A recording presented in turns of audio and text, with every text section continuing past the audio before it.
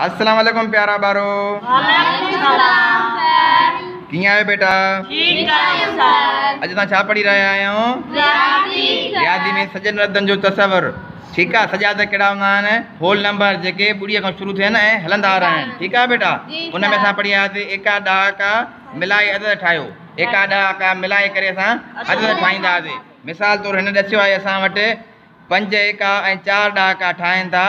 5 एका ऐं 4 ॾहाका मिलाए छा ठाहींदा? 5 एका 4 ॾहाका मिली करे छा ठाहींदा?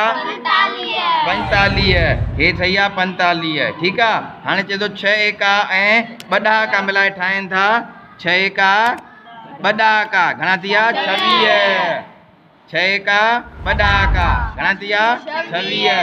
हाणे 3 एका ऐं 6 ॾहाका ठाहिनि था। 3 एका 6 ॾहाका घणा थी विया? शाबाश। 5 एका ऐं 3 ॾहाका ठाहिनि था। 5 एका 3 ॾहाका घणा थी विया पुट? 35।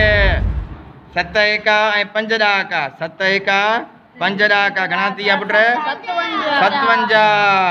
9 एका ऐं 4 ॾहाका ठाहिनि था। 9 एका 4 ॾहाका घणा थी विया? 49। हे घणा आहिनि? 6 एका ऐं 7 ॾहाका 6 एका 7 ॾहाका घणा थी विया पुट?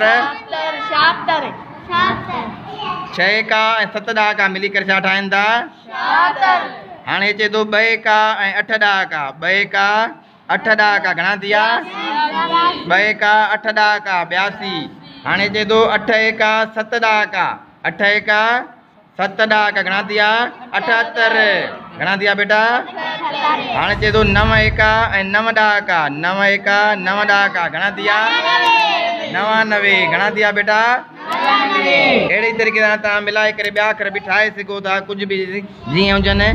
6 एका ऐं 6 ॾहाका घणा थी वेंदा? 66।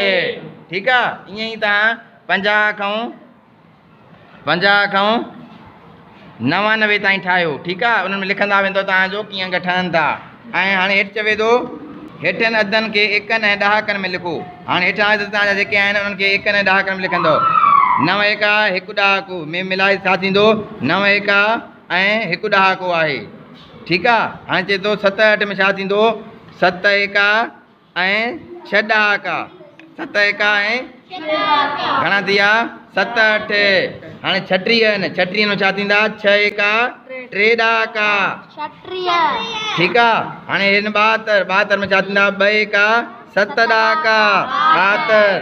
हाणे हिन 46 जा 6 एका 4 ॾहाका 46। हाणे 81 में एका ॾहाका घणा थींदा? 1 1 8 ॾहाका 81।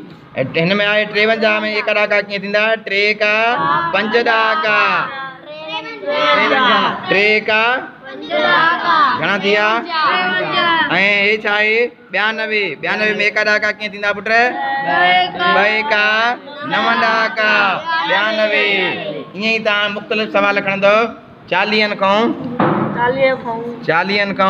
50 ताईं तव्हां एका ॾहाका ठाहियो। ठीक आहे, ऐं उन्हनि में लिखो जेको आहे तव्हांजो 40 जेके आहिनि। ठीक आहे, 40 में छा थींदो?